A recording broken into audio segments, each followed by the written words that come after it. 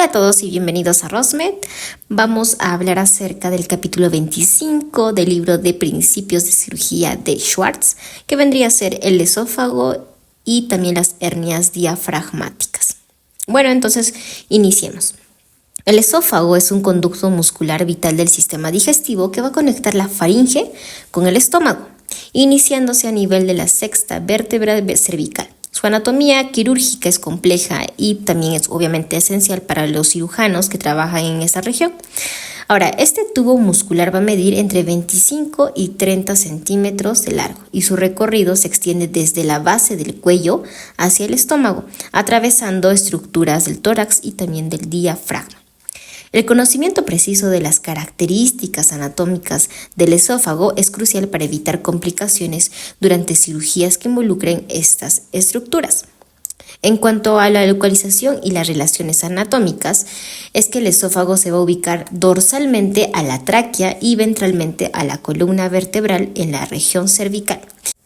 Mientras que en la región torácica el esófago desciende por detrás de la tráquea, entrando en contacto con la aorta a medida que se desplaza hacia la izquierda en el tórax inferior. Esta cercanía con el arco aórtico va a producir una muesca característica en las imágenes de la radiografía con contraste de bario, que sirve como referencia clínica y pues básicamente esto al atravesar el hiato esofágico del diafragma, el esófago va a penetrar en la cavidad abdominal y se va a conectar con el estómago a nivel del cardias, ¿no? Algunas zonas de estrechamiento que va a tener este esófago pues van a ser tres: el estrechamiento superior, el estrechamiento medio y el estrechamiento inferior. En el estrechamiento superior, este va a ser causado por el músculo cricofaringio en la entrada del esófago, cuya luz va a medir aproximadamente 1.5 centímetros. En el estrechamiento medio, esto va a ocurrir donde el bronquio principal izquierdo y el arco aórtico van a presionar contra el esófago, reduciendo su diámetro alrededor de 1.6 centímetros. Y finalmente el estrechamiento inferior, en donde este va a estar localizado en el hiato esofágico, donde el esfínter gastroesofágico modula el diámetro entre 1.6 y 1.9 centímetros, dependiendo de la distensión del esófago. Ahora, este esófago va a estar compuesto de dos capas musculares: la capa longitudinal externa, que va a comenzar en el tendón cricoesofágico situado en el cartílago cricoides, y estas fibras musculares longitudinales se van a fusionar en la pared posterior del esófago, obviamente creando una estructura en forma de V que solo está cubierta por fibras musculares circulares. Y otra de las capas musculares va a ser la capa circular interna, que es más gruesa que la capa longitudinal y va a seguir un patrón helicoidal, lo que permite un movimiento peristáltico eficiente similar al de un gusano. En la región cervical, el esófago está compuesto principalmente por músculos estriados, mientras que en las porciones torácicas y abdominal van a predominar las fibras del músculo liso, y algunas alteraciones de la motilidad esofágica suelen afectar el músculo liso, específicamente de los 2/3 inferiores. Y obviamente tenemos que hablar acerca de la irrigación y el drenaje venoso del esófago. El suministro sanguíneo del esófago va a provenir de varias arterias según la región. Por ejemplo, en la porción cervical, esta va a estar irrigada principalmente por la arteria tiroidea inferior. En la porción torácica, esta va a estar irrigada por las arterias bronquiales y dos ramas esofágicas que emergen directamente de la aorta. Y luego está la porción abdominal, en donde van a estar irrigadas por la rama ascendente de la arteria gástrica izquierda y las arterias frénicas inferiores. Esto en cuanto a la irrigación.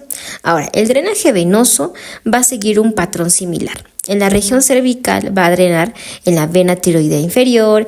En la región torácica va a drenar en las venas bronquiales, ácigos y también el hemiácigos, y en la región abdominal va a drenar en la vena coronaria. Y también tenemos que mencionar la inervación del esófago. La inervación del esófago va a depender del sistema nervioso parasimpático, principalmente a través de los nervios vagos. El plexo faríngeo va a contribuir obviamente a la inervación de los músculos constrictores de la faringe y también de la parte superior del esófago. Ahora, antes de hablar acerca de básicamente de todo lo que tiene que ver de manera quirúrgica, mencionemos algunas consideraciones clínicas. Primero, las zonas del estrechamiento mencionadas tienden a retener cuerpos extraños o ser también afectadas por sustancias corrosivas, lo que puede causar lesiones esofágicas graves. Los trastornos de motilidad también son comunes en la porción inferior del esófago, y las cirugías como la miotomía esofágica deben ser cuidadosamente planificadas para afectar únicamente la región que contiene músculo liso, preservando la función peristáltica. Y bueno, finalmente también otra de las consideraciones clínicas es que la anatomía quirúrgica del esófago, desde su irrigación hasta sus capas musculares y relaciones topográficas, son muy fundamentales para la práctica clínica y también para las intervenciones quirúrgicas. Ahora vayamos a la parte fisiológica del esófago. Y para esto vamos a hablar del mecanismo de la deglución. La deglución es el proceso por el cual los alimentos y los líquidos son trasladados desde la boca hacia el estómago. Este proceso se va a dividir en 3 fases principales: la fase oral, la fase faríngea y la fase esofágica. En la fase oral se va a dar la preparación del bolo. El alimento va a entrar a la boca y va a ser masticado, mezclándose con saliva y va a formar lo que es un bolo. Luego se va a dar la deglución. La deglución va a iniciar cuando el bolo esté listo para ser tragado. La lengua va a actuar como un pistón para poder empujar el bolo hacia la orofaringe. Y aquí entra la fase de la fase faríngea, ¿no? En donde la lengua va a empujar el bolo hacia la hipofaringe, el paladar blando se eleva, cerrando el paso entre la orofaringe y la nasofaringe para evitar que el bolo se dirija hacia la cavidad nasal.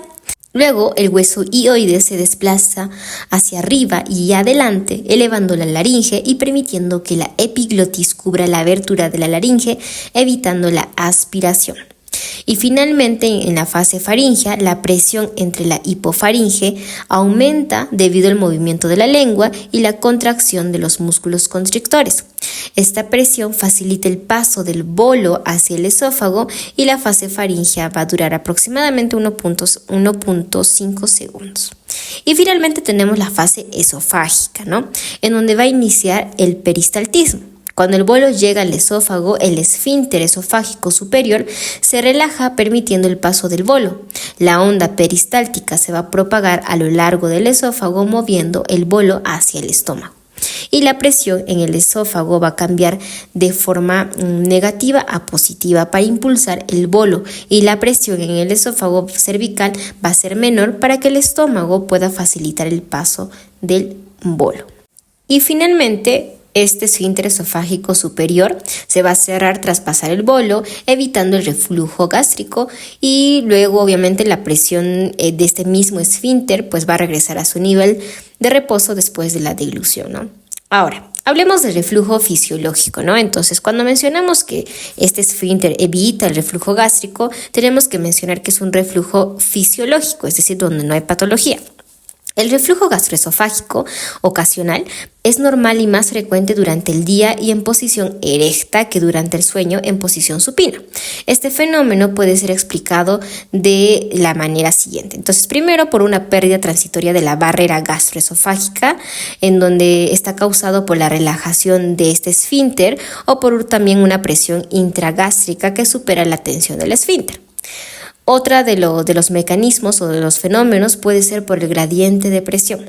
En posición erecta existe un gradiente de presión que favorece el flujo del jugo gástrico hacia el esófago, y este gradiente como tal va a disminuir en posición obviamente supina. Y también otro de los fenómenos que explica esto es la presión de este esfínter, ¿no? La presión del esfínter es decir, va a ser mayor en posición supina debido a la presión hidrostática del abdomen, mientras que en posición erecta esta presión abdominal va a ser negativa. Ya que hemos hablado un poquito de la parte anatómica y fisiológica, hablemos ahora, antes de entrar a la parte quirúrgica, y bueno, ya estamos entrando de hecho a la parte quirúrgica, acerca de la valoración de la función esofágica, ¿no? Para un tratamiento efectivo de esta enfermedad, de algún tipo de enfermedad esofágica, es crucial comprender las deficiencias anatómicas y funcionales del esófago del paciente. ¿no? Entonces existen algunas pruebas diagnósticas que hoy en día utilizamos y las cuales van a ser las siguientes. Primero, las pruebas para la detección de anomalías estructurales del esófago. También tenemos las pruebas para la búsqueda de las alteraciones funcionales del esófago. También tenemos pruebas para detectar la exposición del esófago al jugo gástrico y finalmente pruebas para evaluar la función duodenogástrica en relación con la enfermedad esofágica. Entonces, primer lugar, pruebas para la detección de anomalías estructurales. Para esto vamos a utilizar una valoración radiográfica como también endoscópica, ¿no? Entonces, en la valoración radiográfica vamos a utilizar estudios con medio de contraste, es decir, de bario, que nos va a permitir observar el paso de varios tragos de bario por el esófago, ¿no? Entonces, también tiene que ver con el estómago y también con el duodeno. Y esto es útil para detectar hernias hiatales, estenosis y también carcinomas. Luego también vamos a tener las posiciones del paciente, en donde la posición, por ejemplo, horizontal va a ayudar a observar el paso del bario, mientras que la pronación facilita la detección de las hernias hiatales. Otra de las valoraciones radiográficas va a ser la técnica de columna llena, que es útil para visualizar carcinomas circunferenciales, estenosis y también úlceras grandes. Esto se va a recomendar para utilizar, en este caso, para ver las proyecciones con liberación de la mucosa para detectar lesiones pequeñas o también esofagitis leve, ¿no? Y finalmente, dentro de las valoraciones radiográficas, las pruebas con alimento impregnados en bario, que pueden revelar alteraciones funcionales del transporte esofágico que no se detectan con bario líquido. Ahora, dentro de estas pruebas para detección de anomalías estructurales, también tenemos las valoraciones endoscópicas. Por ejemplo, la esofagoscopia, ¿no? En donde nos sirve para poder indicar en pacientes con disfagia. Incluso en estudios radiográficos también nos va a servir, lo que permite una visualización directa y la obtención también de la biopsia, ¿no? Otra de las valoraciones endoscópicas va a ser el uso de lo que es el esofagoscopio flexible de fibra óptica, que obviamente debido a la facilidad del uso por ser flexible va a ayudarnos para evaluar el estómago y también el duodeno simultáneamente. Y bueno, en último lugar, dentro de las valoraciones endoscópicas, también un esofagoscopio rígido, que a veces también es necesario para las biopsias más profundas y también para la evaluación de algunas áreas específicas. En segundo lugar, hablamos acerca de la detección de alteraciones funcionales, ¿no? Aquí vamos a hablar acerca de la cineradiografía y también de la videoradiografía, que son técnicas útiles para poder evaluar alteraciones funcionales en la deglución. Estas técnicas son más útiles para valorar la función que para detectar anomalías estructurales. En tercer lugar, hablamos acerca de la evaluación de la exposición al jugo gástrico, y esto es muy importante debido a que podemos encontrar dos patologías, la esofagitis y también el esófago de Barrett. La esofagitis se va a clasificar en 4 grados según la severidad y el esófago de Barrett se va a asociar con metaplasia intestinal y aumenta obviamente el riesgo de cáncer al esófago.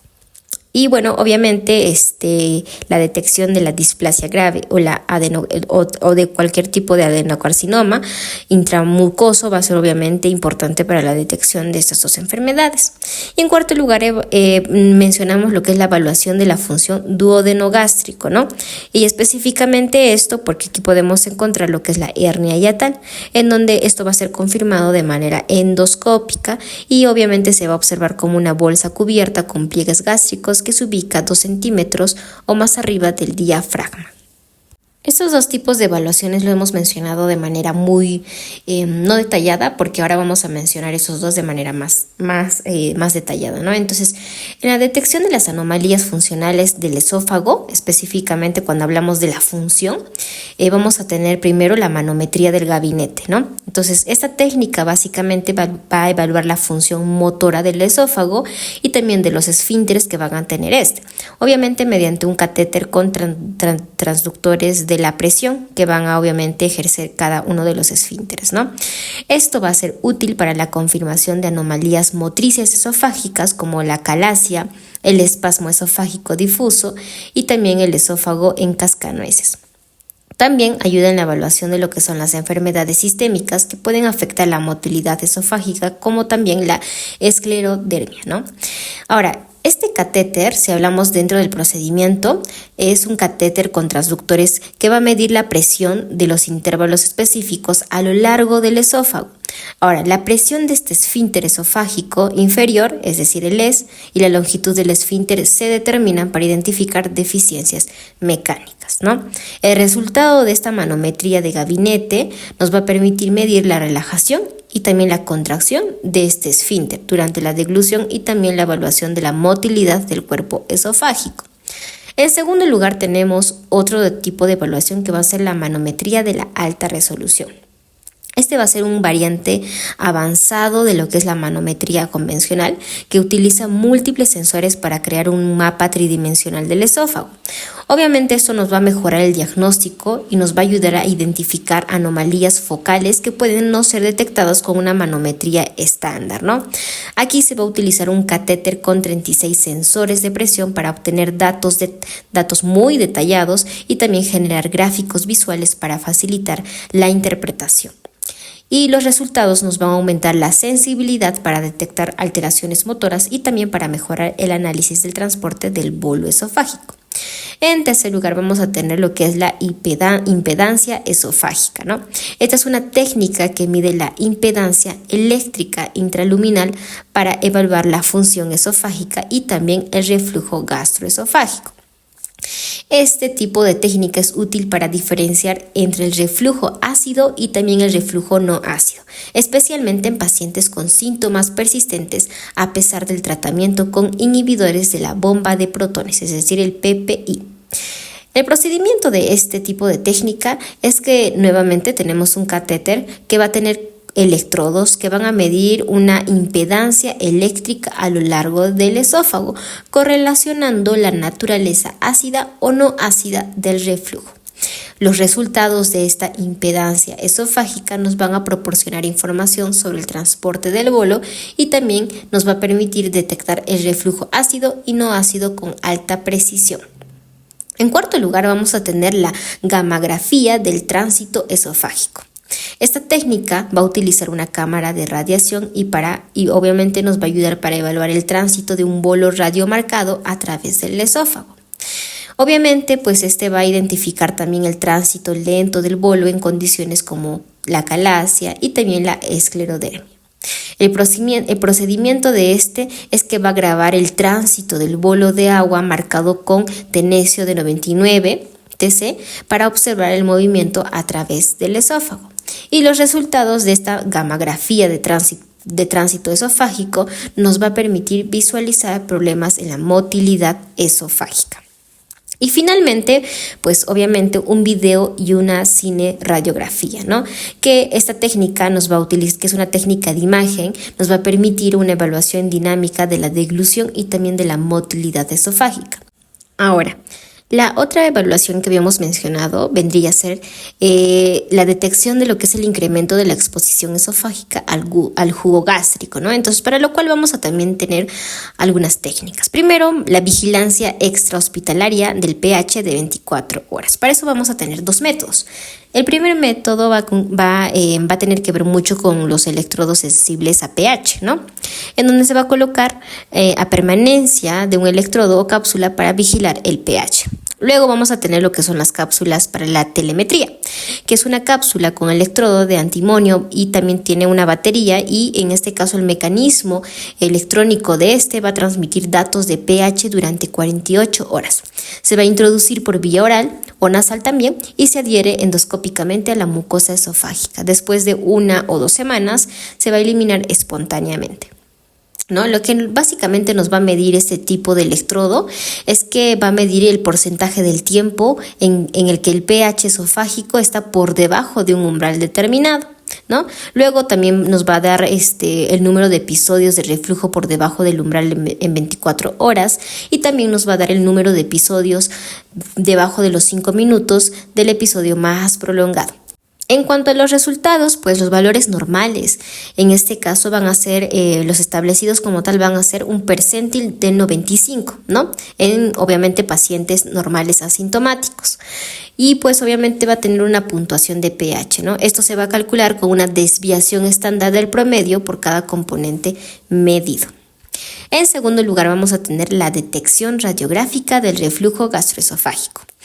Aquí el método que vamos a utilizar va a ser la radiografía con bario, ya habíamos mencionado eso, en donde se da la observación del reflujo de bario desde el estómago hacia el esófago en posición erecta, y se va a utilizar para confirmar el diagnóstico si se observa obviamente un reflujo, ¿no? Ahora, aquí en este tipo de método se menciona que solo el 40% de los pacientes con síntomas clásicos van a mostrar reflujo espontáneo en la radiografía. En el tercer paso, el tercer método o técnica va a ser las pruebas de la función duodenogástrica, ¿no? Para esto vamos a tener también otros 3 tipos de técnicas. Primero el vaciamiento gástrico, luego el análisis de ácido gástrico y también la colegamografía, ¿no? Cuando hablamos del vaciamiento gástrico, pues se usa alimentos marcados con radionúclidos, que obviamente esos van a evaluar el vaciamiento de sólidos y de líquidos. Luego también el análisis de ácido gástrico, que nos va a ayudar a determinar lo que es la acidez titulable y también la capacidad secretora máxima del estómago. Y pues una colegamografía nos va a ayudar en este caso sobre todo gamografía hepatobiliar, nos va a ayudar a identificar el reflujo duodenogástrico, ¿no? En cuarto lugar vamos a tener la vigilancia del pH gástrico de 24 horas, así como hicimos un inicio de la evaluación extrahospitalaria, también vamos a tener una evaluación de lo que es el pH gástrico de 24 horas. Entonces, lo mismo, vamos a tener electrodos para el pH, estos se van a colocar 5 centímetros por debajo del esfínter esofágico y se va a evaluar la acidez gástrica durante periodos de comida, postprandial y también en ayuno, ¿no? Algunos desafíos que presenta este tipo de vigilancia de pH gástrico de 24 horas es que va a interpretar, su interpretación es muy compleja debido a la interacción de la secreción ácida, los alimentos y también otras secreciones. Pero la sensibilidad y la especificidad de este tipo de vigilancia va a ser va a tener una correlación muy alta con el incremento de la secreción basal del ácido y también del vaciamiento gástrico, ¿no? Es decir, que debemos utilizarlo en estos 2 tipos de signos. Bien, ahora que hemos mencionado lo que es el reflujo gastroesofágico, es decir, cuál es el método que podríamos utilizar, pues hablemos de este reflujo gastroesofágico y también de los efectos respiratorios que va a tener este tipo de patología, ¿no? Entonces, el reflujo gastroesofágico va a ocurrir cuando el contenido ácido del estómago va a volver al esófago. Esto puede causar obviamente una variedad de síntomas, principalmente en la región distal del esófago, pero en algunos casos va a afectar también la parte proximal. Y cuando nos referimos a la parte proximal, es que también puede tener mucha repercusión en los efectos respiratorios. Entonces, para esto vamos a hablar acerca de que algunos estudios realizados fuera del hospital se han observado que la exposición ácida en la parte proximal del esófago ocurre con mayor frecuencia en personas que tienen reflujo gastroesofágico y síntomas respiratorios, en comparación con aquellos que solo tienen síntomas de reflujo gastroesofágico. Y también los estudios con centelografía van a mostrar que los pacientes con reflujo gastroesofágico y síntomas pulmonares tienen aspiración de radioisótopo ingerido. Esto indica que el ácido puede llegar hacia los pulmones, afectando su funcionamiento. Entonces, ¿cómo se da este impacto del ácido en el sistema respiratorio? Bueno, algunos estudios en animales, estas investigaciones con animales se han demostrado que la instilación del ácido en la tráquea aumenta significativamente la resistencia respiratoria, sugiriendo que el ácido puede inducir problemas respiratorios.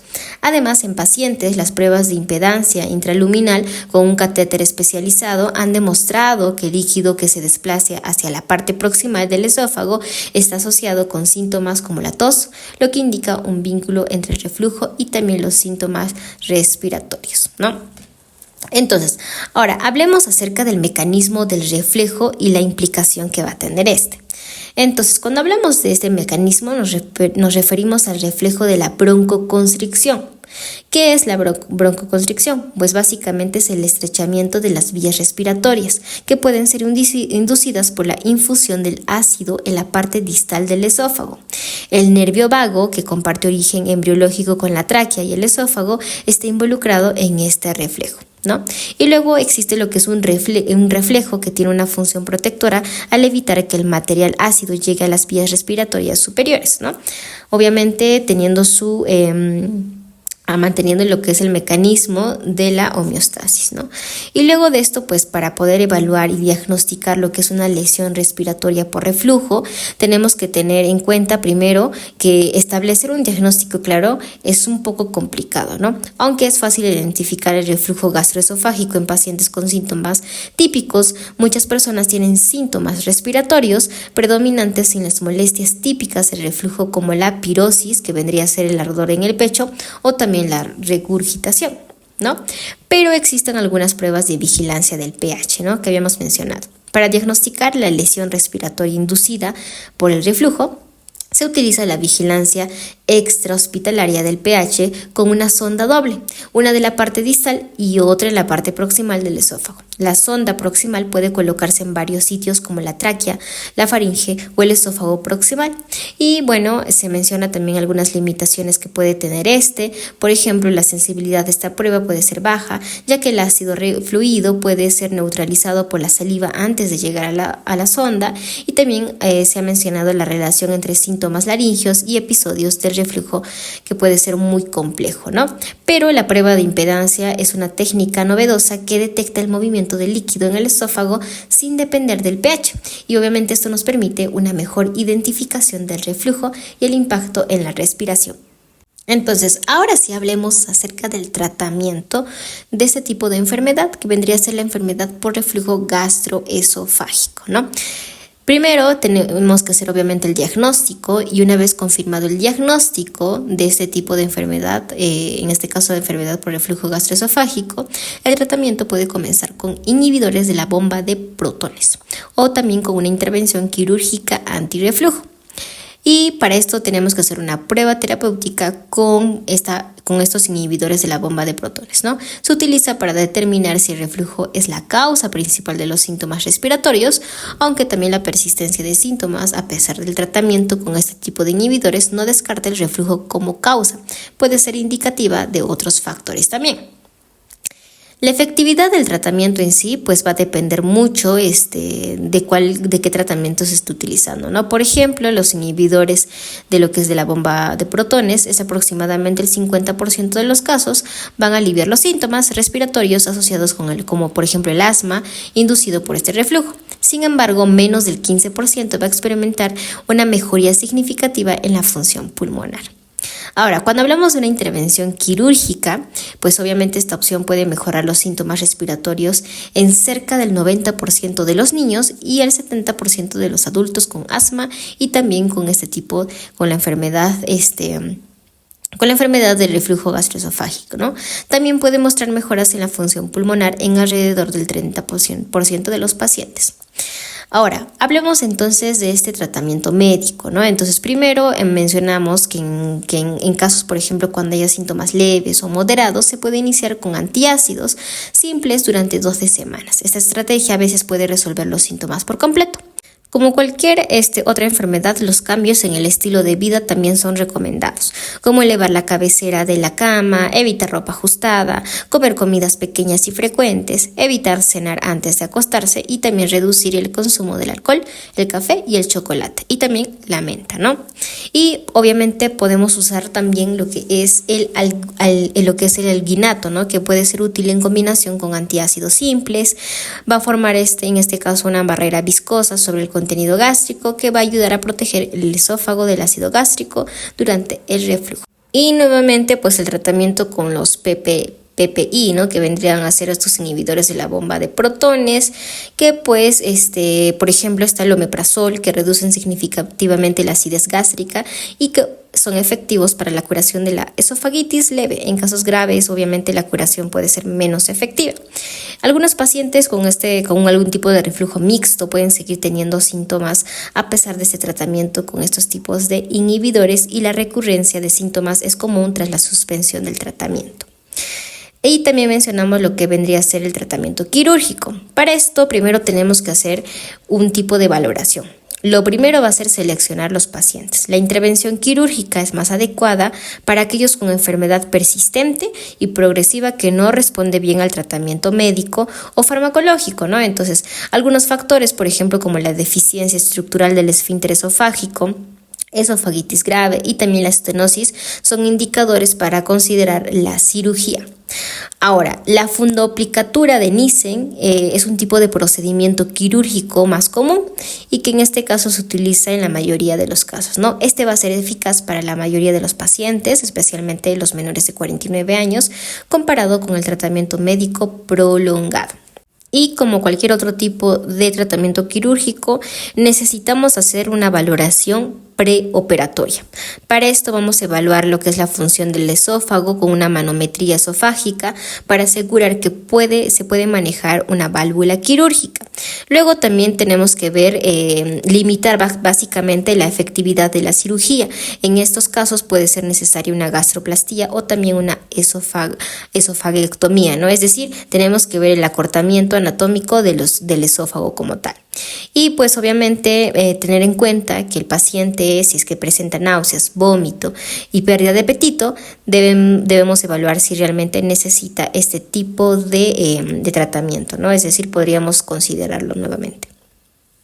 Seguimos hablando acerca de los tratamientos y ahora mencionemos acerca de la fundoplicatura laparoscópica.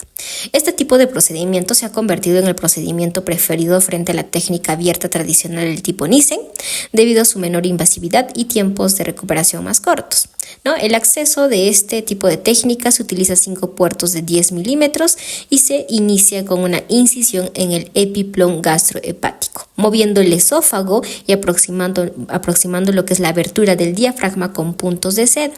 Luego se moviliza el fondo del estómago y se envuelve alrededor del esófago sin torsión, ajustando el diámetro con un dilatador y suturando con polipropileno 2.0. Otro de los tratamientos vendría a ser la fundoplicatura transtorácica, que se realiza solamente en casos específicos, los cuales van a ser los siguientes. Primero, reparación previa de hernia hiatal, una miotomía, esófago corto, hernia hiatal, cuadro pulmonar concomitante, que por ejemplo puede ser en donde hay condiciones pulmonares para tratar simultáneamente, y también la obesidad, que obviamente va a mejorar la exposición en pacientes obesos, ¿no? Bueno, en cuanto a la técnica, pues obviamente se va a hacer una toracotomía lateral izquierda posterior en el sexto espacio intercostal y se va a exponer y movilizar el esófago elevando del fondo gástrico hacia la cavidad torácica y construcción de la fundoplicatura. Otro de los tratamientos va a ser lo que es la fundoplicaturas parciales, ¿no? Entonces, estos obviamente se van a utilizar en casos de alteración grave de la motilidad esofágica, y ambas técnicas como tal, que vendría a ser la técnica Toupet y Belsey-Mark 4, van a utilizar técnicas que consisten en una fundoplicatura de 270 grados alrededor del esófago distal, ¿no?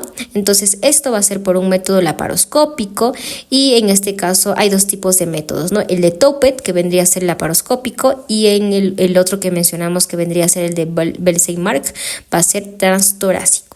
En cuanto a los resultados y complicaciones de ese tipo de procedimiento, se menciona que la fundoplicatura laparoscópica va a aliviar los síntomas del reflujo en más del 90% de los pacientes a 2 o 3 años y el 80 al 90% a 5 años o más, ¿no?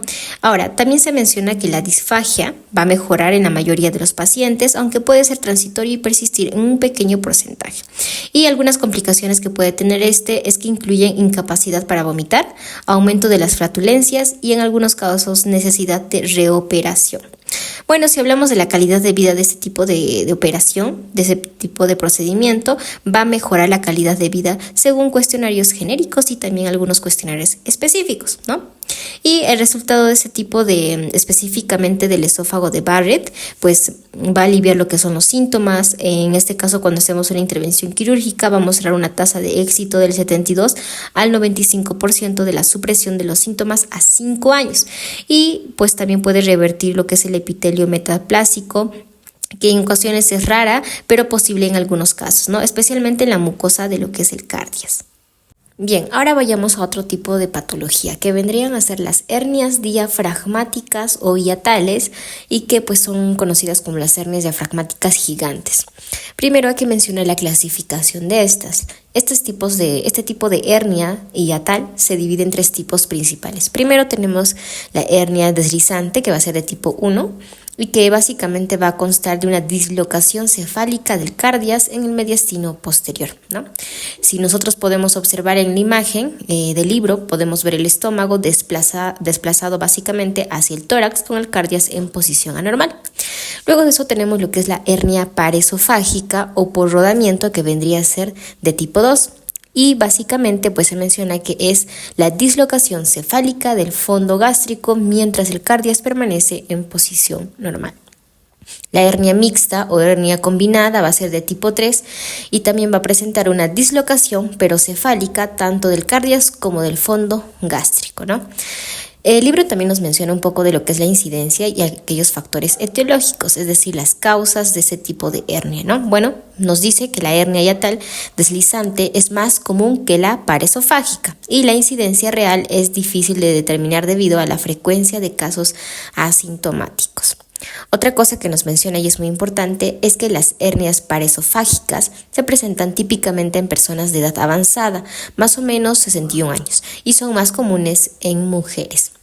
Y algo que también nos menciona es el deterioro estructural de la membrana frenoesofágica y el aumento de la presión intraabdominal, que estos dos van a contribuir al desarrollo de estos dos tipos de hernias, bueno, básicamente de los tres tipos de hernias, ¿no?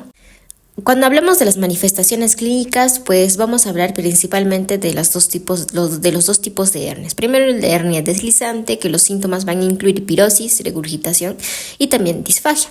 Todo esto debido al reflujo gastroesofágico y deficiencia mecánica del esfínter esofágico inferior, ¿no? Ahora, cuando hablamos de la hernia paresofágica, pues estos pueden causar disfagia, plenitud postprandial, disnea, neumonía por aspiración y anemia debido a sangrado recurrente. Puede presentar complicaciones graves como sangrado excesivo, un vólvulo y también obstrucción aguda. Ahora, para poder diagnosticar estos tipos de hernias, primero tenemos que tener en cuenta pues la base imaginológica, ¿no? Entonces vamos a mencionar aquí la radiografía de tórax, que nos va a mostrar un nivel hidroaéreo detrás de la silueta cardíaca, también un estudio con bario, que es más preciso para la hernia hiatal, paresofágica y también para la hernia mixta, y también pues una endoscopía, útil para identificar el tipo de hernia y la ubicación de la unión gastroesofágica, que vendría a ser conocida también como GEJ. En cuanto a la fisiopatología de ese tipo de hernia, bueno, cuando mencionamos que también es causado por el reflujo gastroesofágico, nos referimos que esto tiene que hacerse bajo las pruebas del pH esofágico, ¿no? Lo cual nos van a demostrar que hay una mayor exposición del ácido gástrico en pacientes con hernia paresofágica. Y lo segundo vendría a ser la función de lo que es el LES, es decir, de lo que vendría a ser este esfínter esofágico inferior. Entonces, la insuficiencia de este esfínter se va a relacionar mucho con la presencia de las hernias, pero puede ser normal en algunos pacientes con hernia también paresofágica, ¿no? Bien, entonces si hablamos del tratamiento, pues como estamos hablando de cirugía, pues el tratamiento quirúrgico se va a recomendar principalmente para hernias paresofágicas debido al riesgo de complicaciones graves. La reparación puede ser transabdominal, es decir, laparoscópica o abierta, o también puede ser transtorácica.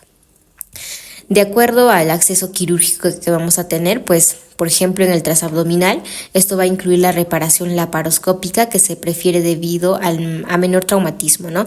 Pero es más compleja en casos de hernias gigantes. En cuanto al procedimiento transtorácico, pues esto nos va a facilitar la movilización completa del esófago, pero es menos usado debido al mayor dolor posoperatorio.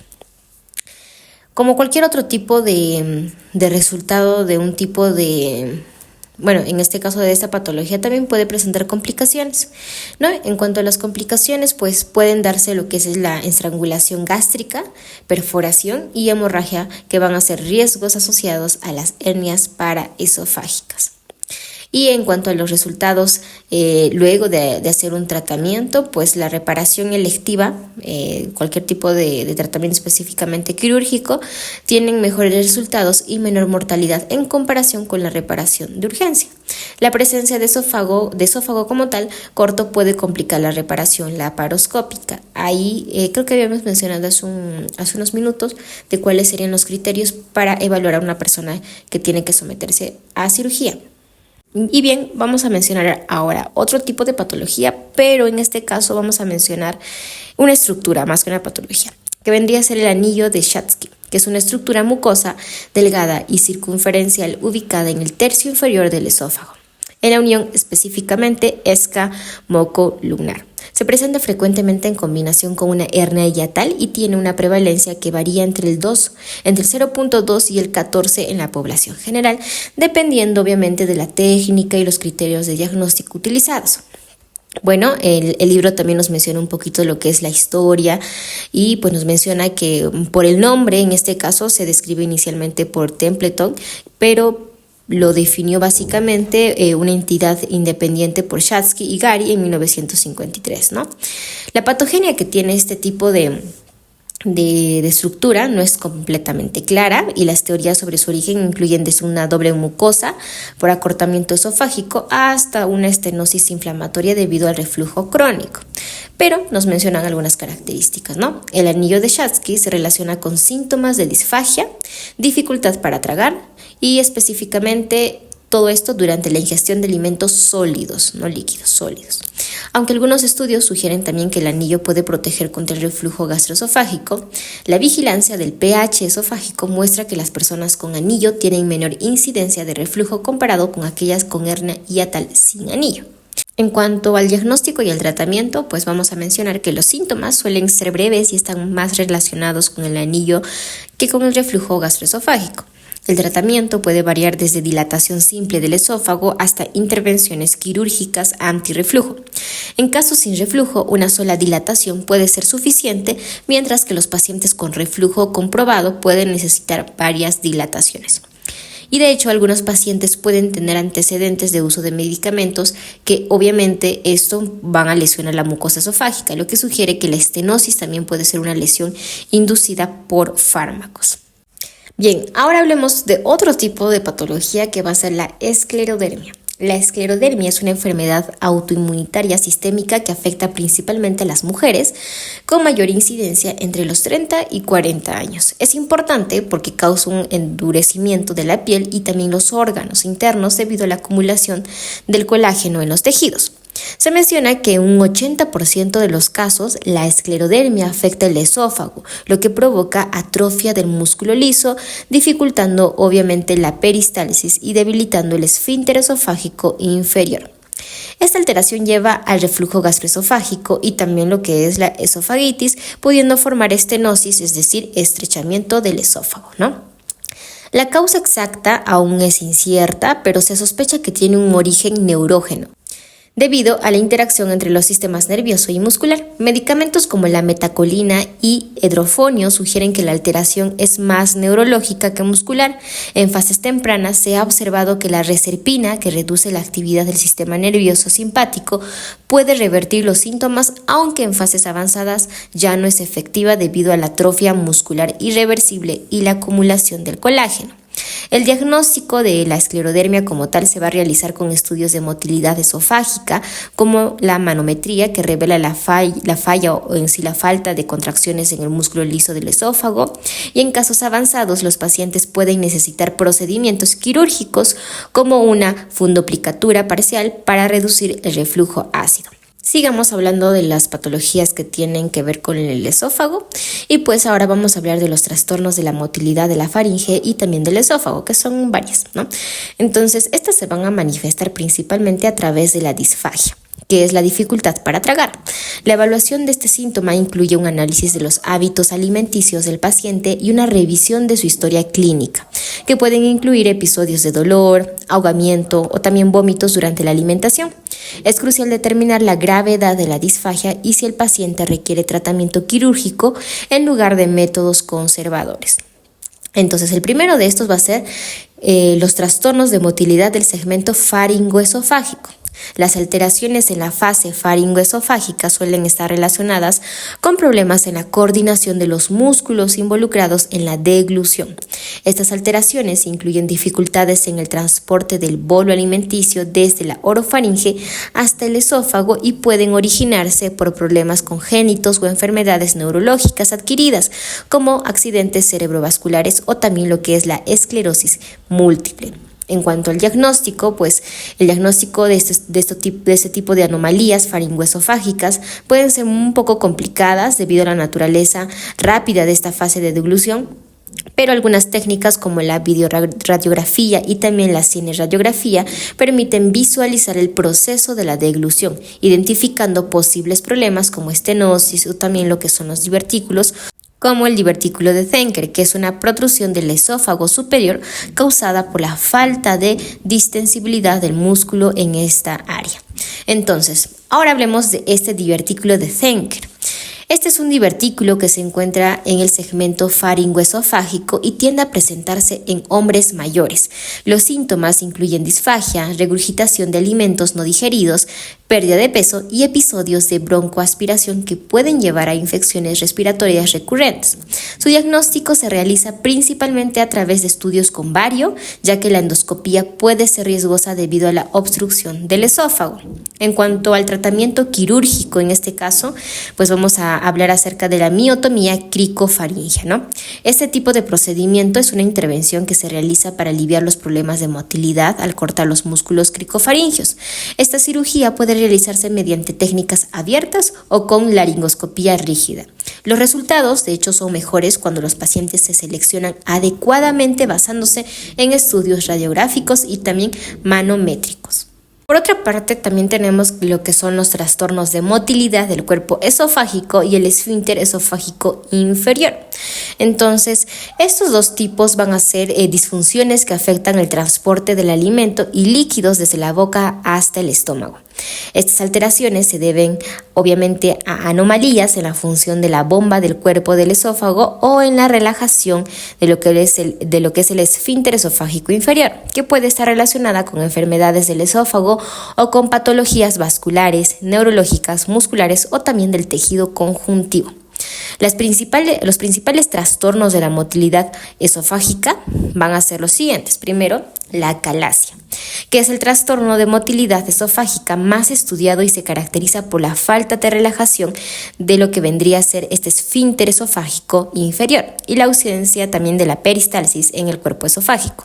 Se considera de hecho una enfermedad primaria de lo que es este esfínter, que puede llevar a dilatación esofágica y también a una dilatación progresiva de pérdida de la motilidad esofágica. Es causada por la degeneración de los nervios del plexo de Auerbach, lo que resulta en una hipertensión también de este tipo de esfínter y la incapacidad para relajarse durante la deglución. En segundo lugar, vamos a tener el espasmo esofágico difuso, ¿no? Que se caracteriza por contracciones esofágicas simultáneas y puede causar dolor torácico y disfagia, pero con menos severidad que la acalasia. Es una alteración del cuerpo del esófago que no afecta significativamente la relajación del esfínter esofágico inferior. En tercer lugar vamos a tener lo que es el esófago de cascanueces o en cascanueces. Este trastorno se caracteriza por contracciones peristálticas de gran amplitud que pueden generar dolor torácico, aunque se ha debatido si los síntomas se deben a la motilidad o al reflujo gastroesofágico. Las contracciones alcanzan amplitudes mayores de 400 miligramos de mercurio y están asociadas con hipertensión intraluminal. En cuarto lugar vamos a tener la hipertensión de lo que es este tipo de esfínter, el esfínter esofágico inferior, que es un trastorno en el que el esfínter tiene una presión basal elevada, aunque la relajación durante la deglución es normal. Puede coexistir con alteraciones de la motilidad esofágica como peristalsis hipertensa o también las ondas simultáneas. Existen algunos trastornos que van a ser secundarios de la motilidad, los cuales van a ser los siguientes: la esclerodermia y el síndrome de Crest, que son enfermedades del tejido conectivo que pueden causar disfunciones graves de la motilidad esofágica, incluyendo reducción o también ausencia de la peristalsis. Y también otro tipo de trastorno secundario vendría a ser la atresia esofágica. Los individuos tratados en la infancia por atresia esofágica pueden desarrollar trastornos secundarios de motilidad en la edad adulta. En cuanto al tratamiento, este va a variar según el trastorno e incluye enfoques médicos y quirúrgicos, ¿no? En casos severos, como la acalasia, se pueden recurrir a la dilatación del esfínter o a una miotomía. Y para otros tipos de trastornos, como el esófago en cascanueces, se puede enfocar en el manejo del reflujo gastroesofágico. Entonces vamos a hablar de este tipo de miotomía de manera más detallada, ¿no? Entonces la miotomía esofágica extensa y la miotomía de Heller son procedimientos quirúrgicos que se utilizan para tratar trastornos motores del esófago, como la acalasia, y también para corregir problemas como los divertículos esofágicos, ¿no? Entonces vamos a tener dos tipos, la miotomía esofágica extensa y también la miotomía de Heller. La miotomía esofágica extensa es una técnica que implica cortar las capas musculares del esófago desde el esófago distal hasta la unión esófago-gástrica, ¿no? Lo que facilita el paso de los alimentos hacia el estómago y se utiliza principalmente para tratar trastornos severos de la motilidad esofágica. Este tipo de procedimiento puede aliviar los síntomas como la disfagia, que vendría a ser la dificultad para tragar, y también el dolor torácico. Además, en casos de divertículos se puede realizar una resección del divertículo, en este caso sería una diverticulotectomía junto con la miotomía. En segundo lugar tenemos lo que es la miotomía de Heller, que básicamente se va a tratar en una variante de la miotomía o es una variante de la miotomía enfocada específicamente en el tratamiento de la acalasia, ¿no? Una afección en la que el esfínter esofágico inferior no se relaja correctamente, causando obviamente obstrucción. En la miotomía de Heller se corta el músculo circular del esfínter esofágico inferior, aliviando la presión y permitiendo un paso más fácil de alimentos hacia el estómago. Otro tipo de procedimiento va a ser la resección esofágica en pacientes con trastornos motores esofágicos, ¿no? En fase terminal, que es una intervención que se lleva a cabo cuando el esófago ha sufrido un daño severo e irreversible debido a una enfermedad benigna de larga duración. Estos pacientes suelen haber pasado por múltiples procedimientos quirúrgicos previos que no han logrado restaurar la función esofágica normal, y también la fibrosis del esófago y del cardias han deteriorado aún más la capacidad para contraerse y permitir el paso de los alimentos. Las causas de este tipo de deterioro en fase terminal van a ser las siguientes, ¿no? Primero, por fibrosis del esófago y del cardias, que básicamente es la acumulación del tejido fibroso que va a provocar un debilitamiento severo de las contracciones esofágicas, lo que va a interferir con el transporte normal de los alimentos. En segundo lugar, la falta de relajación del esfínter esofágico inferior y también la estasis alimentaria y sus complicaciones, ¿no? Por ejemplo, aquí podríamos mencionar la incapacidad del esófago para mover los alimentos de manera eficiente, lo cual va a provocar la acumulación, es decir, estasis. Ahora, cuando el esófago ha perdido su funcionalidad debido a estos procesos patológicos y se encuentra en una etapa terminal, la resección esofágica se convierte en el tratamiento de elección para permitir que el paciente pueda volver a alimentarse de manera normal. La cirugía consiste en extirpar el esófago afectado y reemplazarlo con otro órgano viable, como el estómago, el yeyuno o el colon, ¿no? Entonces, la selección del órgano que sustituirá básicamente el esófago va a depender de varios factores. En el caso del estómago, pues generalmente es la primera opción, ya que puede ser ascendido hacia el tórax o hacia el cuello para reemplazar al esófago sin la necesidad de anastomosis complejas. O también puede ser el yeyuno o también el colon, que estas son opciones que se utilizan cuando el estómago no es viable, como en casos de gastrectomía previa o cuando la vascularización del estómago es insuficiente. El colon o el yeyuno son utilizados como conductos interpuestos entre el esófago y también el estómago, o entre el esófago y la faringe.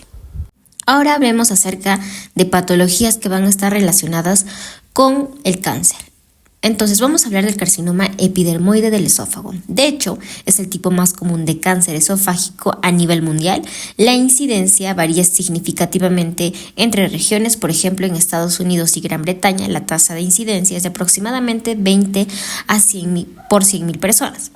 Y cuando nos hablan acerca de los factores que van a predisponer, vamos a tener los factores ambientales y los factores de riesgo, ¿no? Entonces, en los factores ambientales se ha visto que está involucrado mucho con la alimentación. Por ejemplo, los compuestos nitrosos que se encuentran en los encurtidos y también en las carnes ahumadas, así como también las deficiencias minerales, por ejemplo, como el zinc y también el molibdeno, ¿no? En cuanto a los factores de riesgo, Bueno, se menciona que en las sociedades occidentales, donde hay mucho consumo de tabaco y alcohol, lo cual está estrechamente relacionado con el carcinoma epidermoide. Además, existen pruebas definitivas que vinculan este tipo de cáncer con, por ejemplo, la calasia de larga evolución, que es un trastorno que impide el correcto paso de los alimentos al estómago debido a la incapacidad del esfínter esofágico inferior para relajarse. También está vinculado con lo que es la estenosis por lejía, que es un estrechamiento del esófago que puede ocurrir tras la ingestión accidental de sustancias cáusticas. También lo que es la tilosis, que es una enfermedad autosómica dominante caracterizada por la hiperkeratosis en las palmas de las manos y plantas de los pies, y también por la infección por el virus de papiloma humano. Otro tipo de cáncer que se nos menciona es el adenocarcinoma del esófago, que solía ser una afección rara, pero se ha visto un aumento en la incidencia y ahora representa más del 50% de los casos de cáncer esofágico en muchos países occidentales.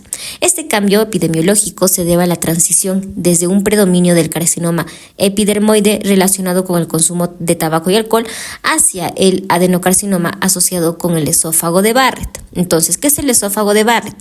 Bueno, primero hay que mencionar que el adenocarcinoma del esófago como tal a menudo se origina a partir de la metaplasia en la mucosa del esófago de Barrett, que es una complicación en aproximadamente el 10 al 15% de los casos de reflujo gastroesofágico.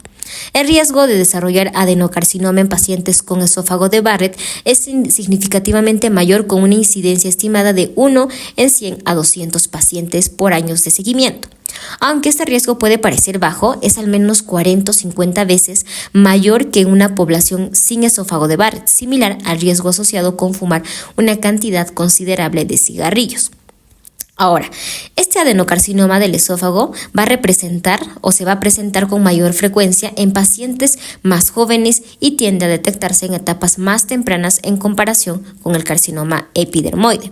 Esto ha llevado a una reevaluación del enfoque tradicional de paliación para estos pacientes, sugiriendo que el tratamiento curativo puede ser una opción viable para los pacientes con una vida productiva por adelante, ¿no? Ahora, cuando también hablamos del aspecto fisiopatológico, aquí en el libro nos mencionan el aspecto macroscópico y microscópico, ¿no? Sobre todo cuando hablamos de enfermedades neoplásicas. Entonces, macroscópicamente, el adenocarcinoma del esófago puede parecerse al carcinoma epidermoide. Sin embargo, microscópicamente, este tipo de cáncer casi siempre se origina de la metaplasia en la mucosa de Barrett y se asemeja al cáncer gástrico. Es raro que se origine de las glándulas submucosas y forme crecimientos intramurales similares a los de los carcinomas mucoepidérmicos y adenoides quísticos de las glándulas salivales. Bueno, obviamente tiene manifestaciones clínicas este tipo de cáncer, y es que este cáncer esofágico como tal generalmente se manifiesta como una disfagia, es decir, dificultad para tragar. Sin embargo, un número creciente de pacientes es asintomático gracias a la vigilancia endoscópica. Otros síntomas iniciales pueden incluir dolor en la parte superior del tubo digestivo, tos, ahogamiento, neumonía por aspiración y, en casos más avanzados, sangrado intenso debido a la erosión hacia la aorta o los vasos pulmonares. Entonces, algunos pacientes también pueden presentar lo que es la disfagia tardía, ¿no? La disfagia a menudo se presenta en una fase avanzada de la enfermedad porque la falta de serosa en el esófago permite que el músculo liso se dilate con facilidad. Esto significa que la disfagia suele ser severa antes de que el paciente busque ayuda médica. En algunos casos se puede encontrar fístulas traqueoesofágicas y más del 40% de los pacientes pueden mostrar indicios de metástasis distintas en la primera visita. Y bueno, para esto, obviamente, ya teniendo el diagnóstico, tenemos que tener una estrategia general para el tratamiento de este tipo de cáncer, ¿no? Entonces, el tratamiento del cáncer esofágico varía según las etapas de la enfermedad en el momento del diagnóstico. Entonces, vamos a tener 3 tipos. Entonces, en primer lugar, vamos a tener el cáncer confinado al esófago, ¿no? Y aquí se va a dar lo que es la extirpación del tumor con los ganglios linfáticos adyacentes, que puede ser curativa. Las neoplasias muy tempranas confinadas a la mucosa realmente la mayoría de los casos van a ser tratadas por endoscopía. En segundo lugar, vamos a tener el cáncer localmente avanzado, en donde se va a emplear un enfoque multimodal que puede incluir quimioterapia seguida de cirugía o radiación y quimioterapia antes de la cirugía. En tercer lugar, vamos a tener el cáncer diseminado, y en donde básicamente pues ya vamos a tener que tener un enfoque en la paliación de los síntomas, es decir, disminuir el dolor. Para la disfagia exactamente se puede realizar la colocación endoscópica de una férula esofágica expandible, y en el caso, por ejemplo, del cáncer del cardias, la radiación puede ser una opción muy preferida. Antes de realizar un tipo de tratamiento, primero tenemos que hacer una estadificación del cáncer esofágico. Entonces, obviamente lo primero que hacemos es una historia clínica, ¿no? En donde vamos a hacer la exploración del cuello, que puede revelar ganglios linfáticos distantes, indicando diseminación del cáncer. Luego de eso también podemos hacer o hacemos la radiografía torácica, que es el primer paso, pero rara vez es informativa. Luego también hacemos una tomografía computarizada que nos va a proporcionar información sobre la invasión local del tumor, alteraciones ganglionares y también la enfermedad diseminada. Obviamente también podemos hacer una tomografía por emisión de positrones para que nos ayude a identificar la actividad metabólica en las tumoraciones y ayuda a determinar si son probablemente cancerosas. Y finalmente también podemos hacer la ecografía endoscópica, ¿no? Que nos va a permitir determinar la profundidad de la penetración tumoral y la presencia de metástasis ganglionares con una precisión de hasta el 80%.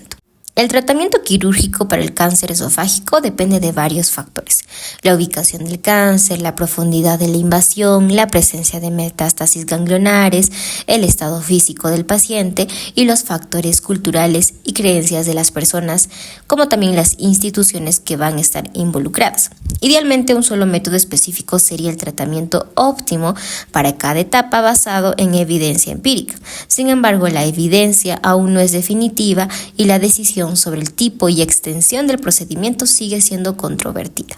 Pero lo que sí es un consenso es que la esofaguectomía no debe realizarse si no es posible una resección, es decir, resección con márgenes libres de tumor.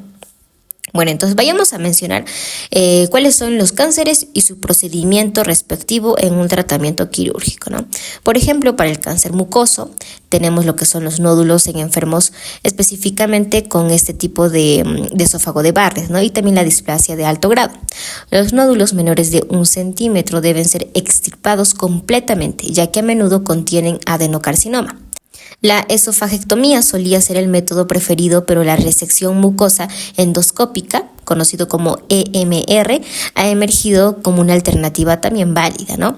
Ahora, esta mucosa endoscópica, esta resección de mucosa endoscópica, se va a realizar tras una ecografía endoscópica para diferenciar entre nódulos en la mucosa y en la submucosa.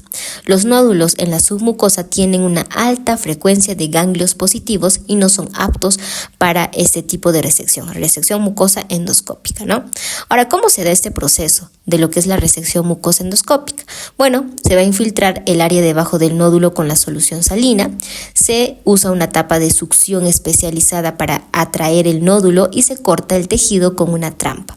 Alternativamente se puede usar una banda de hule para cortar por encima del nivel de la banda y el tejido extirpado se envía a patología. Si el tumor está obviamente limitado a la mucosa y los márgenes son negativos, la resección es completa. Si los márgenes son positivos o el tumor invade la submucosa, se requiere esofagectomía. Algunos pacientes con carcinoma intramucoso deben ser monitoreados de manera continua debido al riesgo de desarrollo de nuevos carcinomas nodulares en el segmento de Barrett, y se puede considerar la ablación con radiofrecuencia después de una vigilancia cuidadosa. En segundo lugar, vamos a tener lo que es la esofagectomía transhiatal de la mínima invasividad. Entonces, el procedimiento que va a seguir va a ser el siguiente. Primero, se va a realizar a través de pequeñas incisiones en el abdomen y también una incisión cervical transversa. La extracción del esófago se realiza a través de una técnica de inversión o extracción venosa. Luego se crea un noesófago a partir de un conducto gástrico utilizando las arterias gastroepiploicas derecha como pedículo vascular principal, y también puede realizarse una maniobra de Kocher y una piloroplastia opcional. Las ventajas que tiene este procedimiento es que es menos doloroso y también tiene una rápida recuperación en comparación con la esofagectomía tradicional. Algunas complicaciones, pues no presenta muchas complicaciones, solo cuando se da una fístula esofagogástrica que tienden a sanar espontáneamente, ¿no? En tercer lugar, vamos a tener lo que es la esofagectomía transhiatal abierta. La otra era de mínima invasividad y también era transhiatal. Esta también va a ser transhiatal, y pues algo que nos menciona es que este tipo de técnica fue introducida en 1933 por un cirujano británico y fue popularizado por Mark Orringer. Utilizado también en disección manual sin visualización directa de instrumentos, y el procedimiento actualmente se realiza a través del hiato diafragmático y puede incluir resección de ganglios linfáticos del mediastino inferior y también de los ganglios abdominales superiores. Bueno, se menciona también que es menos radical en términos de disección de ganglios linfáticos comparado con la técnica, con otros tipos de técnicas más extensas, ¿no? Se menciona también que es de opción rápida y efectiva en manos experimentadas, con un perfil de complicaciones intermedio entre la esofagectomía de mínima invasividad y el procedimiento de Ivor-Lewis, ¿no? En cuarto lugar, vamos a tener la esofagectomía de mínima invasividad en 2 y 3 campos. En primer lugar, vamos a tener la esofagectomía en 3 campos, que se va a realizar en pacientes en decúbito lateral izquierdo. Se va a utilizar acceso videoscópico al tórax y también una mini toracotomía para la disección torácica. Después de la disección torácica, el paciente se coloca en decúbito supino para la esofagectomía transhiatal con MIS, ¿no? Luego, en segundo lugar, tenemos lo que es la esofagectomía en 2 campos, en donde primero se va a realizar la parte abdominal del procedimiento, y en este caso el paciente luego se va a girar para realizar la disección torácica a través de la toracoscopía, y se utiliza una engrampadora para la anastomosis terminal, ¿no? Si comparamos estos dos tipos de esofagectomía, la de 3 campos va a situar prácticamente la anastomosis en el cuello, reduciendo el riesgo de complicaciones graves sistémicas. Por otra parte, la esofagectomía en 2 campos coloca la anastomosis en la parte alta del tórax, minimizando el riesgo de lesión del nervio laringio recurrente. En quinto lugar, vamos a tener algo que habíamos mencionado hace un ratito, que vendría a ser la esofagectomía de Ivor-Lewis, o también conocida como esofagectomía en bloque. Bueno, para esto, este tipo de procedimiento lo que busca es una mayor extirpación de los ganglios y tejidos periesofágicos para reducir la probabilidad de márgenes positivos y recurrencia ganglionar. Va a comenzar con una laparotomía medial superior para una disección ganglionar extensa, y pues obviamente aquí el estómago se va a extirpar en bloque, de ahí su nombre, con los ganglios linfáticos.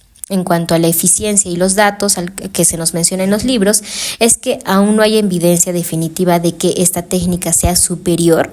Los datos retrospectivos sugieren una mejor supervivencia con una mayor cantidad de ganglios linfáticos extirpados, y pues este tipo de esofagectomía en bloque sigue siendo el estándar de referencia para comparar otros tipos de técnicas quirúrgicas. Ahora hablemos acerca de algunos tumores que se pueden presentar en el esófago. En primer lugar, tumores benignos del esófago, ¿no? Entonces, la clasificación general que se nos menciona de los tumores benignos del esófago van a ser las siguientes. Primero tenemos tumores que van a ser intramurales y también los intraluminales como tal. Los intramurales van a ser tumores que van a estar dentro de la pared del esófago. Y los intraluminales, pues como su nombre lo dice, estos tumores están en la luz del esófago, es decir, en el interior del tubo esofágico. Vamos a desglosarlo un poco. Los tumores intramurales van a ser, en este caso, de 2 tipos, ¿no? El primero que se nos menciona va a ser de leiomiomas, y también algunos otros tumores pueden ser como los fibromas, miomas, fibromiomas y lipomas, entre otros, ¿no? Los leiomiomas como tal son los más comunes. Más del 50% de los tumores esofágicos benignos van a ser los leiomiomas. Estos van a estar hechos de músculo liso y también de tejido fibroso y generalmente se encuentran en los dos tercios inferiores del esófago y pueden variar mucho en tamaño, ¿no? Luego vamos a tener los tumores intraluminales, ¿no? Aquí vamos a tener también otros tipos, unos subtipos que vendrían a ser los pólipos fibrovasculares. Estos tumores crecen hacia la luz del esófago y están cubiertos por epitelio escamoso normal. Pueden ser mixoides con tejido laxo o también pueden ser fibrosos con más colágeno. Un ejemplo de esto va a ser el mixoma y también el fibrolipoma, ¿no? En cuanto a la extirpación de este tipo de tumor, los pólipos deben ser removidos y si son pequeños se pueden extirpar obviamente mediante endoscopía. Ahora, otro de los tipos de tumores que se nos menciona va a ser el leiomioma, que de hecho lo habíamos mencionado dentro de los tumores intramurales, ¿no? Entonces, este tipo de tumor se encuentra en más del 50% de los tumores que van a ser catalogados como los tumores benignos, ¿no? Ya lo habíamos mencionado. Estos van a aparecer generalmente en personas alrededor de los 38 años y son más comunes en hombres. Ahora, en cuanto a la ubicación y el tamaño, estos se van a encontrar principalmente en los dos tercios inferiores del esófago. Su tamaño va a variar desde menos de 1 centímetro hasta más de 4 kilos y su forma va a ser ovalada y van a protruir hacia la pared externa del esófago. Los síntomas que va a presentar el paciente con este tipo de tumor va a ser la disfagia y también el dolor va a ser común. Aunque rara vez sangran, si hay hemorragia, por ejemplo, se deben considerar obviamente otros tipos de causas o también hacer un diagnóstico diferencial, ¿no? Entonces, aquí el diagnóstico que se utiliza va a ser el trago de bario, que va a ser útil para identificar este tipo de tumor, los leiomiomas, ¿no? Mostrando una masa lisa en forma de luna creciente. La esofagoscopía se usa para asegurarse de que no haya carcinosarcoma como tal, que vendría a ser un tipo extraño de cáncer, ¿no? Que en otro capítulo lo vamos a hablar. El tratamiento que se da a este tipo de cáncer es que se va a hacer una enucleación, que vendría a ser básicamente la remoción quirúrgica del tumor. La cirugía puede ser a través de la toracotomía, es decir, una incisión en el pecho, o también una videotoracoscopía, que es una técnica mínimamente invasiva y la tasa de mortalidad de este tipo de procedimiento es baja, como también nos mencionan que la mayoría de los pacientes van a experimentar una mejoría completa en los síntomas de disfagia. Bien, ahora hablemos acerca de otro tipo de patología. Ahora vamos a hablar de los quistes esofágicos. También vamos a clasificarlos en primer lugar, vamos a mencionar los tipos, tenemos congénitos y adquiridos. Los congénitos van a formarse durante el desarrollo embrionario y pueden ser cubiertos por diferentes tipos de epitelio, ya sea columnar, escamoso, etcétera, ¿no? Algunos de los ejemplos que nos menciona va a ser los quistes entéricos y también los quistes broncógenos. En cuanto a los adquiridos, bueno, estos se van a desarrollar por obstrucción de los conductos de las glándulas esofágicas. Y obviamente también debemos ver las características y la localización que van a tener este tipo de quiste, ¿no? Entonces los quistes pueden variar en tamaño y se van a encontrar principalmente en los tercios medio o inferior del esófago. Los síntomas pueden ser similares a los de la leiomioma, es decir, disfagia, en raros casos lo que es un sangrado, etcétera, ¿no? Entonces también hay que mencionar aquí lo que es un tratamiento. El tratamiento para los quistes como tal va a ser también la extirpación quirúrgica, de hecho es el tratamiento preferido, y durante la cirugía se debe buscar una posible fístula, es decir, una conexión anormal con las vías respiratorias, especialmente en pacientes con infecciones respiratorias recurrentes, ¿no? Otro de las patologías que nos van a mencionar en el libro va a ser la perforación esofágica, que de hecho más que una patología es una complicación, ¿no? Entonces, la perforación esofágica es una emergencia médica que se produce cuando se forma un agujero en la pared esofágica, permitiendo la fuga del contenido esofágico al espacio circundante. Esta condición puede tener múltiples causas, siendo las más comunes procedimientos diagnósticos o terapéuticos, síndrome de Bower-Hape y también los cuerpos extraños, pero también obviamente los traumatismos, ¿no? Entonces, de hecho, los procedimientos diagnósticos o terapéuticos son la causa más frecuente de la perforación esofágica. Como mencionamos, es una complicación. Con respecto al síndrome de Bower-Hyde, la perforación espontánea del esófago representa solamente el 15% de los casos y el 14% de los casos va a ser relacionado con los cuerpos extraños, mientras que los traumatismos van a ser relacionados con el 10% de los pacientes. En cuanto a los síntomas y el diagnóstico como tal, pues el paciente va a presentar lo que es el dolor, ¿no?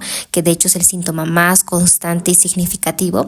Puede ser especialmente intenso si ocurre en la región cervical tras un procedimiento o en la región retroesternal después de vómitos persistentes. Pero también se puede presentar en lo que es el enfisema subcutáneo y su presencia puede ser un indicio de perforación esofágica, ¿no?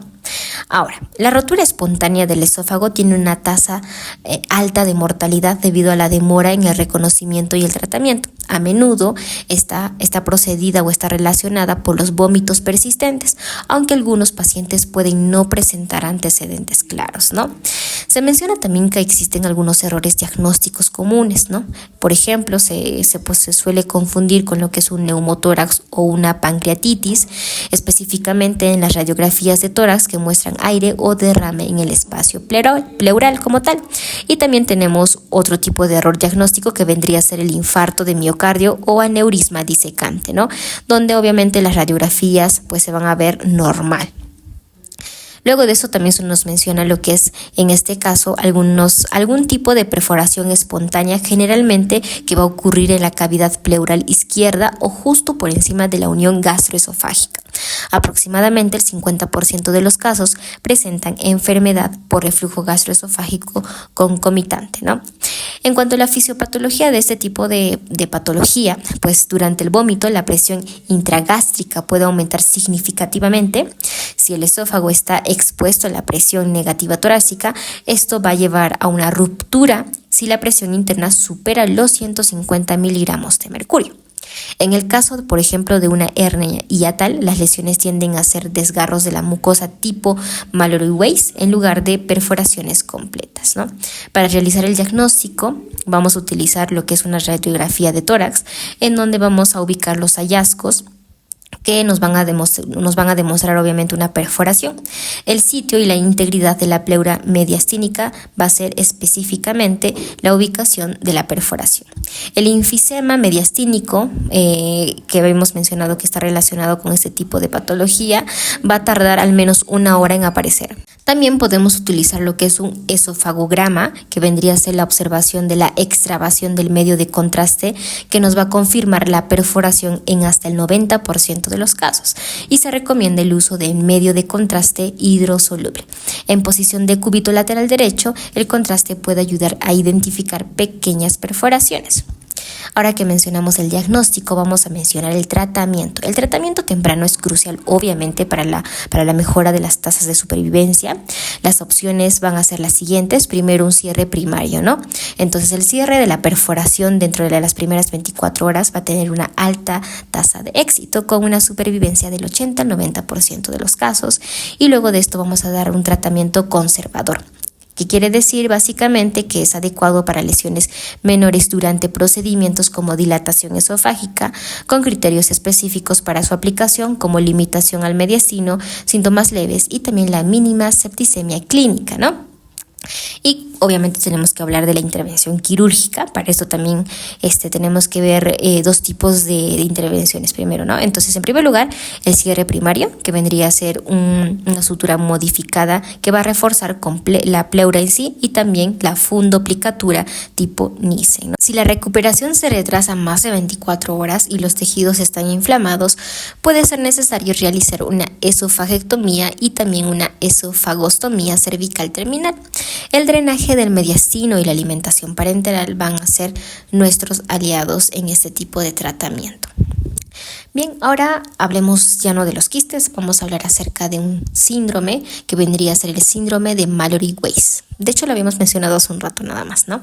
Entonces, este síndrome de Mallory-Weiss se caracteriza por desgarros longitudinales en la mucosa de la unión gastroesofágica, la cual se encuentra en el extremo inferior del esófago, donde se conecta con el estómago. Estos desgarros son causados por un aumento brusco de la presión intraabdominal que se opone a una glotis cerrada, comúnmente relacionado con vómitos repetidos, aunque no es el único factor. Bueno, si hablamos de la etiología como tal y el mecanismo que va a tener pues es que los desgarros de Mallory-Weiss se van a producir típicamente después de episodios de vómitos intensos, pero otras causas de aumento agudo de la presión intraabdominal como tos intensa, convulsiones o incluso los eructos pueden también desencadenar el síndrome.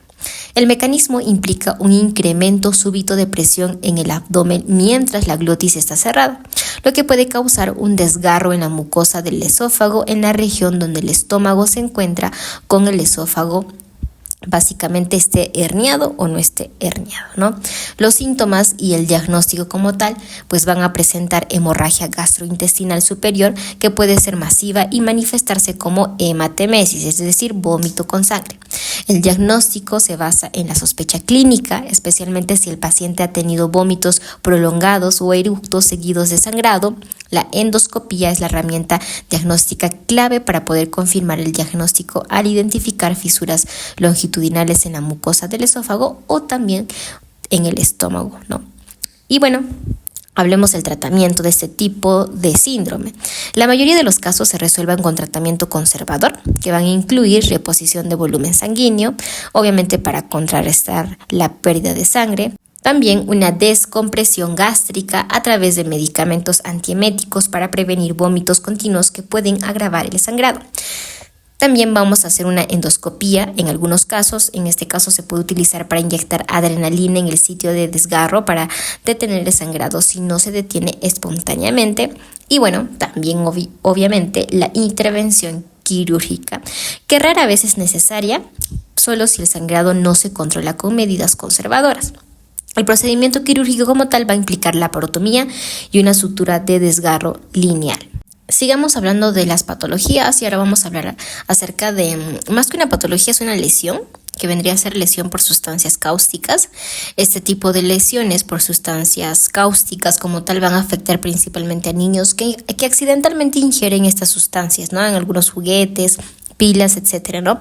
Y también en adultos que lo hacen intencionalmente, entre comillas. Ahora, la ingestión de la álcalis es más común que la de los ácidos debido a la naturaleza dolorosa e inmediata de los ácidos en la boca. Si hablamos de la patología, pues vamos a dividirlo en tres fases. Primero, la fase aguda, en donde va a ser la fase necrótica. Va a ocurrir inmediatamente después de la ingestión, con necrosis por coagulación de proteínas y una intensa respuesta inflamatoria en el tejido circundante. Después vamos a tener la fase de ulceración y granulación. Aquí va a comenzar, o esto va a comenzar después de unos días, cuando el tejido necrótico se desprende y se forma una base ulcerada que se llena de tejido de granulación. Y finalmente la fase de cierre y cicatrización, que comienza en semanas después y pueden llevar al estrechamiento del esófago debido a la formación del tejido cicatricial y también algunas adherencias, ¿no? Algo que debemos diferenciar con respecto a la patología son las sustancias. Entonces, vamos a diferenciar entre los ácidos y el álcalis.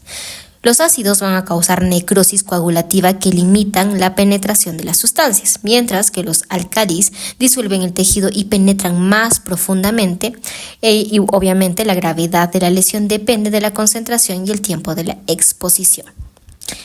Las manifestaciones clínicas que va a presentar este tipo de lesión también va a tener, obviamente, de acuerdo a las fases que hemos mencionado. Por ejemplo, en la fase inicial va a presentar el paciente dolor en la boca y región retroesternal, va a presentar salivación excesiva, dolor al tragar y también la disfagia. La fiebre suele en algunas ocasiones correlacionarse con lesiones esofágicas, pero también puede estar presente aquí, ¿no? En la fase de la ulceración generalmente va a ser asintomática. Luego en la fase de cierre y cicatrización, pues se va a presentar disfagia debido a la fibrosis y estrechamiento del esófago. La estenosis como tal suelen aparecer en el primer o segundo mes. Para diagnosticar y tratar este tipo de lesión, pues esencialmente cuando hablamos del diagnóstico se va a realizar a través de la esofagoscopía temprana, ya que la exploración bucal puede no reflejar la extensión de la lesión. La esofagoscopía también puede ayudar a determinar el grado de la lesión y así evitar una perforación.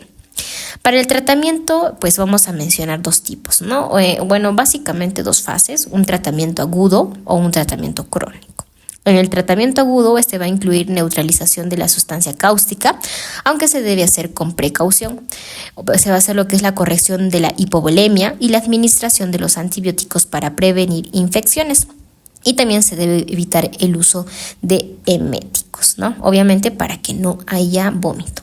Y en el tratamiento crónico como tal, pues este va a enfocarse en la prevención y el tratamiento de la estenosis, ¿no? Específicamente cuando hablamos de la tercera fase. Esto puede incluir dilatación esofágica y en casos severos intervención quirúrgica. Algunas consideraciones que nos menciona el libro cuando hablamos del tratamiento quirúrgico es que la resección del esófago puede ser necesaria si hay necrosis extensa o perforación, y la reconstrucción esofágica puede implicar el uso del estómago o también el yeyuno o en algunos casos el colon para reemplazar el esófago, dependiendo de la extensión del daño y la viabilidad del tejido esofágico remanente. Bueno, ya estamos acabando. De hecho, este capítulo ha sido el más extenso. El libro de Schwartz es uno de los libros más extensos en cuanto a los capítulos, ¿no? Entonces, ya vamos a terminar. A ver, las fístulas adquiridas. Entonces, las fístulas adquiridas como tal, pues también vamos a dividirlas primero. En este caso, vamos a tener las fístulas malignas, las fístulas traumáticas y las fístulas relacionadas con los divertículos, ¿no? Entonces, en las fístulas malignas generalmente resultan de tumores esofágicos o pulmonares. Las fístulas traumáticas pueden ser causadas por heridas penetrantes, ingestión de lejía o también las lesiones iatrogénicas. Y las fístulas relacionadas con los divertículos, pues como su nombre lo dice, usualmente son consecuencia de la enfermedad inflamatoria mediastínica, ¿no? Los síntomas que va a presentar el paciente va a ser una tos paroxística después de la ingestión de líquidos, va a presentar infecciones pulmonares recurrentes o también crónicas, y en este caso la tos inmediata tras la deglución sugiere aspiración, mientras que un retraso breve indica la presencia de una fístula. El tratamiento para esta fístula va a ser de un tratamiento quirúrgico en la cual va a implicar la división del trayecto fistuloso. Se va a hacer obviamente la resección del tejido pulmonar afectado y también el cierre de la anomalía esofágica para prevenir recurrencias. En este caso se recomienda la interposición de un colgajo pleural. Creo que no lo había mencionado, pero obviamente la fístula es una conexión, ¿no? Entonces también tenemos fístulas malignas, porque también existen fístulas fisiológicas, ¿no? Entonces las fístulas malignas como tal, pues el tratamiento va a ser muy difícil, a menudo paliativo. Por ejemplo, la endoprotesis esofágicas pueden ser útiles para ocluir la fístula y permitir la alimentación. Y en casos raros, la derivación esofágica junto con la yeyunostomía es un último recurso para este tratamiento. Algunas técnicas de reconstrucción esofágica pues van a ser, por ejemplo, la elevación gástrica, que de hecho habíamos mencionado cuando se utiliza una parte del estómago para sustituir el esófago. Esto es adecuado si el estómago tiene suficiente longitud y no presenta enfermedad. También se menciona lo que es la interposición del colon, que esto es alternativo, pero básicamente se hace una sustitución esofágica si el estómago no es adecuado. El colon también va a permitir una mayor longitud de injerto y menos reflujo duodenogástrico, ¿no? En algunos casos también se da lo que es la transferencia libre de yeyuno, que se usa en casos de enfermedad maligna o lesiones esofágicas específicas, ¿no? Pero también se puede hacer una resección parcial del esófago. Se utiliza cuando la lesión es benigna y localizada en la porción distal del esófago. La interposición del yeyuno es preferida para la motilidad como tal. Pero en algunos casos también se puede hacer una reconstrucción ulterior o esofaguectomía total, ¿no? Entonces, en estos casos vamos a tener una elevación gástrica que va a requerir una sola anastomosis, pero puede llevar a reflujo duodenogástrico y también a problemas de aspiración. O también podemos hacer una interposición del colon, como acabamos de mencionar, que es menos propenso a disfagia posoperatoria y reflujo, pero más complejo y con mayor riesgo perioperatorio. Finalmente, y ya con esto terminamos, es que existe lo que es la esofagectomía con la conservación del vago, ¿no? Ustedes saben que, por ejemplo, los nervios vagos van prácticamente desde la cabeza hasta lo que es el tórax, ¿no? Entonces, esta técnica va a conservar los nervios vagos para mantener la función gástrica y evitar síntomas como vaciamiento gástrico acelerado y también diarrea, ¿no? Los estudios han mostrado que la conservación del nervio vago va a mejorar la función de la secreción gástrica y permite una alimentación más normal en comparación con la esofagectomía estándar. Y bien amigos, de esa manera hemos terminado este capítulo muy extenso que vendría a ser el capítulo 25 de lo que es principios básicos de Schwartz, de lo que es cirugía de Schwartz.